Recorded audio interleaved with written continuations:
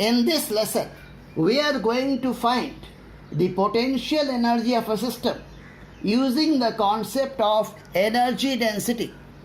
Energy density means energy per unit volume. Wherever electric field is present, the potential energy per unit volume or energy density is given by half epsilon naught E square. Now here we have a system where there is a point charge Q1 at the center of a thin conducting spherical shell of radius capital R and having total charge Q2. Now this Q1 will pull minus Q1 on the inner surface of the thin spherical surface. Therefore, the charge on the outer surface of this thin spherical surface will become Q1 plus Q2. Now, while calculating the potential energy of a system of charges using this method, concept of energy density, we do not take into consideration the energy stored in the electric field produced by point charges. So this point charge is producing electric field from the center R equal to 0 to R equal to infinity. So entire region, entire space, it produces electric field. This Q1 plus Q2 produces electric field from the surface of this spherical shell up to infinity. So now the total potential energy of the system will be the potential energy produced by the electric field produced by this Q1 plus Q2. So whatever the energy stored in the electric field produced by Q1 plus Q2 from R equal to R to infinity minus the electric field produced by Q1 alone from R to infinity, because this electric field includes the electric field produced by Q1. So that we have to subtract, and we have to subtract it from R equal to R to infinity. So now the potential energy due to this Q1 plus Q2 will be given by half epsilon naught E square.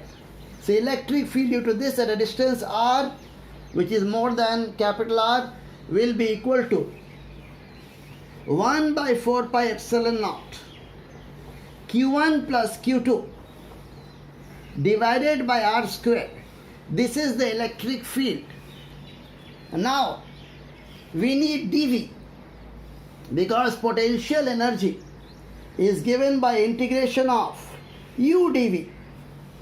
So we have to consider a differential element which is a thin spherical shell of radius R and thickness dr. There is no material here, there is only electric field, but in that volume we want to consider the potential energy stored. So therefore this volume of this thin spherical shell of radius small r and thickness dr is given by 4 pi r square, the inner surface area, into thickness. So this will become 4 pi r square dr. This is dV. So dV is this 4 pi r square dr. And this will integrate from r to infinity. And we subtract the potential energy produced by Q1 in this same space. So minus integration of half epsilon naught 1 by 4 pi epsilon naught Q1 by R square whole square multiplied by 4 pi R square dr, same way, from R to infinity. So this is the equation that we get. This is the potential energy due to this system of charges. Now we can take out the constants. Half is a constant, epsilon naught is a constant. We have got 4 pi epsilon naught whole square. R is a variable, so we'll keep that inside the integration. This r to the power 4 here, r square, will get r square in the denominator, and this q1 plus q2 whole square minus q1 square will get.